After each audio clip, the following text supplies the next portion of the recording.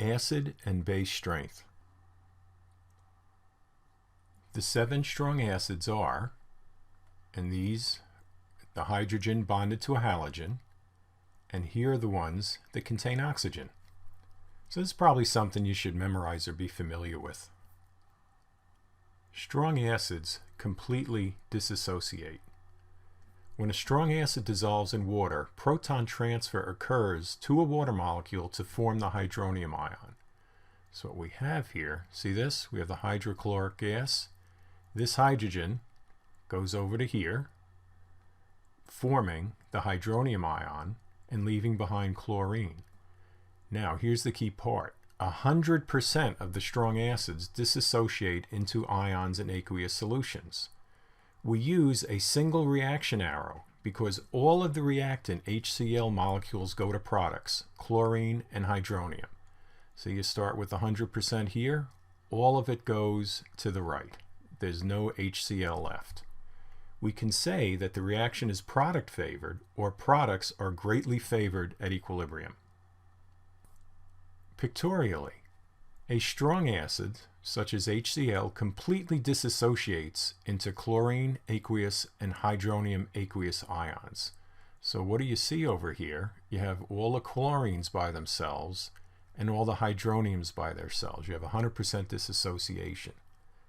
A weak acid, such as acetic acid, right here, partially dissociates. An acetic acid solution contains mostly dissociated acetic acid molecules.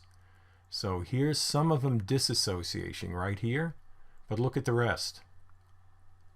Pretty much they're all just still the acetic acid. And okay, here's another hydronium, but they're a lot rarer than for a strong acid. All strong bases are a group of compounds called metal hydroxides. All alkali metals, which are group 1, form hydroxides that are strong bases. Lithium hydroxide, sodium hydroxide, potassium hydroxide, etc. Only the heavier alkaline earth metals in group 2, so here it's everybody, here it's just the heavier metals, form strong bases. Calcium hydroxide, strontium hydroxide, and barium hydroxide. These substances dissociate completely in aqueous solution. In other words, sodium hydroxide exists entirely as sodium plus ions and hydroxide ions in an aqueous solution. Just like strong acids, when a strong base dissolves in water, there's 100% dissociation of ions.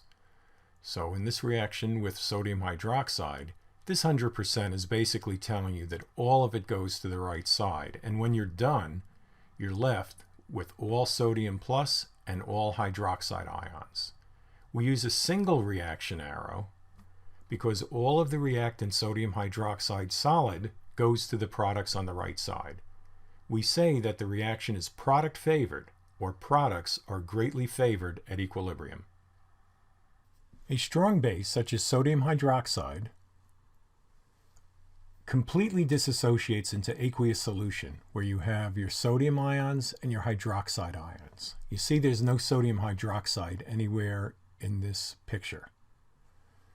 On the other hand, a weak base, such as ammonia, NH3, only partially ionizes in aqueous solution. So what we have is you still see a bunch of ammonias here, but you have a few NH4 plus ions and a few hydroxide ions.